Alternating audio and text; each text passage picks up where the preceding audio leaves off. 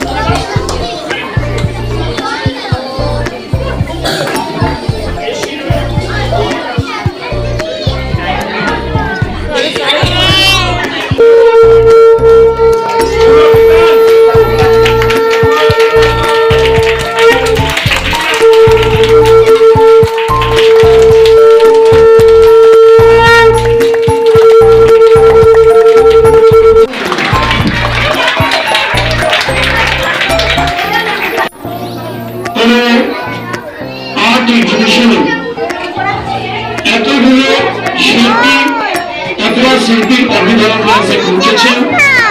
আপনাদের জন্য আমি আমাদের কর্মচারীদের অভিনন্দন জানাই যে আপনারা সকলে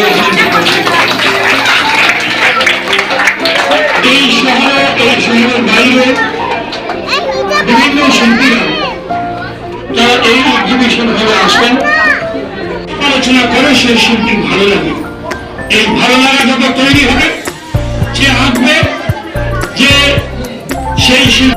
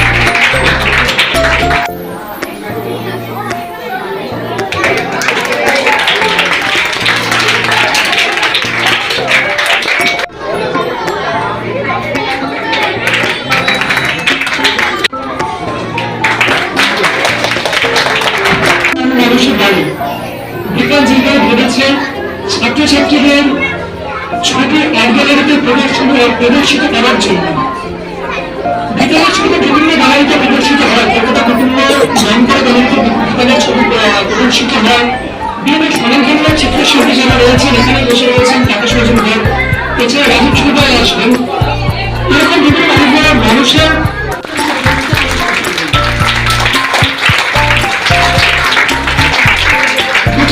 আমি বিতর্কে বন্ধ করে দিচ্ছি। এই যে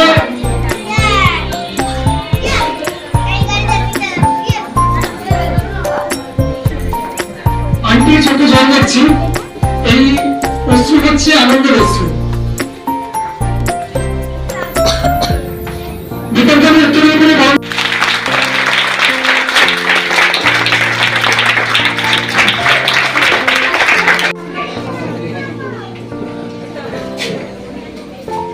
শিক্ষাটা লাগবে, সেই দর্জনটা লাগবে, দর্জনের দর্জন লাগবে।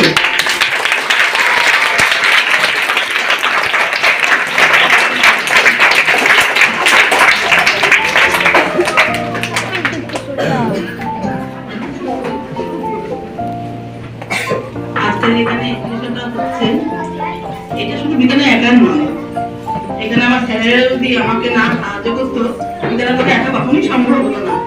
আমি জানি স্যারেরা আমাকে 2-3 বছর আগে বলেছিল যে বিধানের কোনো চিন্তা নেই, সুমন আমাকে বলেছে যে আমি আছি বিধানের পেছনে। কিন্তু আমি সুমনকে আগে কখনো চিনিও, যখন কলকাতায় এডুকেশনে গিয়েছিলাম তখন আমি সুমনকে চিনেছিলাম। আরো সারাক্ষণ সুমনদাই করে, কিন্তু ওদের না সাহায্য থাকলে আজকে বিধানে এতটা এগিয়ে যাওয়া সম্ভব হতো না। আর আমাদের তাপসবাবু করেছে, প্রতিষ্ঠান আছে, এনারা সবসময় সবাইকে সাপোর্ট করে। বিধান এটা করো, আমার বিধান সাইড দিয়ে না করে আমি সাইড দিয়ে বলি যে বাবু স্যারকে সব কিছু জিজ্ঞাসা করা করবে। এই 6টা মাসে বাবা মারা গেছেন, আমি যখনই ও বলেছিল এডমিশনটা করবো, আমি ওকে না করেছিলাম। তখন আমি নিজে চিন্তা করে দেখলাম যে ওকে কেন পিছিয়ে দিচ্ছি। আমি পিছিয়ে দিলে তো কখনো উপরে উঠতে পারবে না, শুধু বলছে মা তুমি ওর পেছনে থাকো, আমি তোমার সঙ্গে আছি। তখন আমি নিজে চিন্তা করে দেখলাম আজকে যদি এটা করি ওর জীবনটাকে আমি নষ্ট করবো। তাহলে তো কি হয়েছে, আমি মা আমি বাবা, আমি ওকে এগিয়ে নিয়ে যাবো যতদিন পারবে, আমার যতক্ষণ শক্তি আছে আমি আমার ছেলেকে এগিয়ে নিয়ে যাবো। আর শুধু তাই নয়, আজকে আমার এই সন্তানেরা বিধানে 11 বছর আগে একটা দুটো মাস ধরে আমার বিভিন্ন সন্তানেরা আমার পিছনে সবসময় সাপোর্ট রয়েছে। প্রত্যেকটা বাচ্চা আমাকে এত ভালোবাসে না, আমার একটা বাচ্চা এত গার্জিয়ানরা আসে না।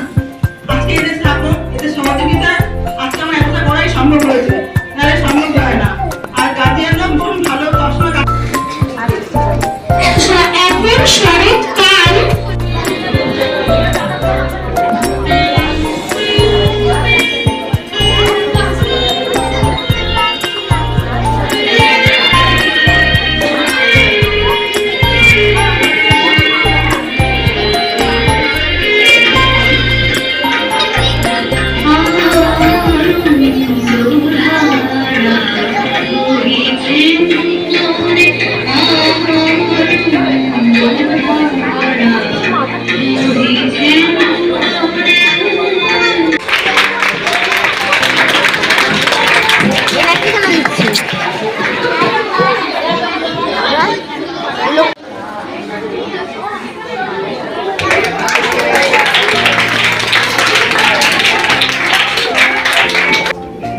শুভ অনেকটা বলে দিব আমার সম্বন্ধে, কিন্তু আমি কতটা না চেষ্টা করি।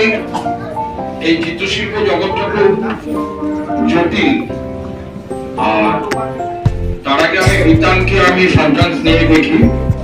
আমি বিতানকে চিনতাম না, ও কন্যাগড়ে থাকে, আমিও কন্যাগড়ে থাকি। আমি চিনতে পেরেছি ভারতীয় চারুকলা মন্দিরের রঞ্জিত এবং শুভর মারফত।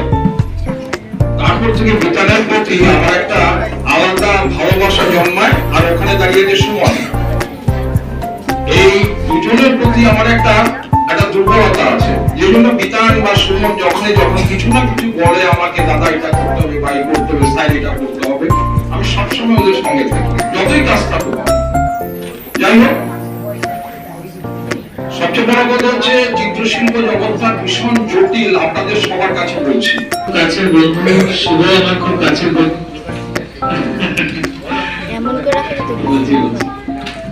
তো এরা আমার খুব কাছের বন্ধু, স্যারেরা রয়েছেন, এনাদের সান্নিধ্যে আমি রয়েছি, অনেক কিছু শিখতে পারছি। আমরা মোটামুটি সবকিছু একসাথেই করি। আর চন্দ্রদের সাথে সাথে আমি যোগা শেখাই এবং মেডিটেশন শেখাই। আর যেটা বললাম যে আমরা যখন বেশিক্ষণ কথা বলি দেখবেন আমাদের এনার্জি লেভেল কিন্তু অনেক সময়। বাচ্চাদের অনেক আদর ভালোবাসা দিয়ে আমি আজকের মতন আমার বক্তব্য সমাপ্ত করলাম। সবাই ভালো থাকবেন।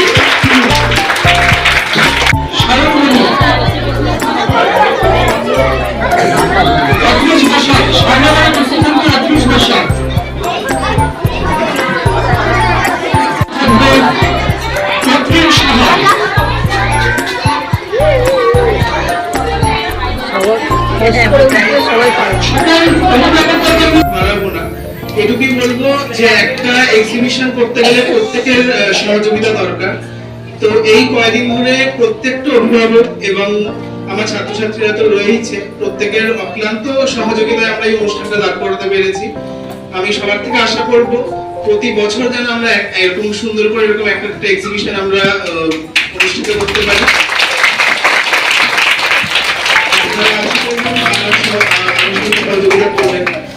আর কিছু কথা বললাম না, এরপর আমরা পুরস্কার বিতরণের অনুষ্ঠানে চলে যাচ্ছি।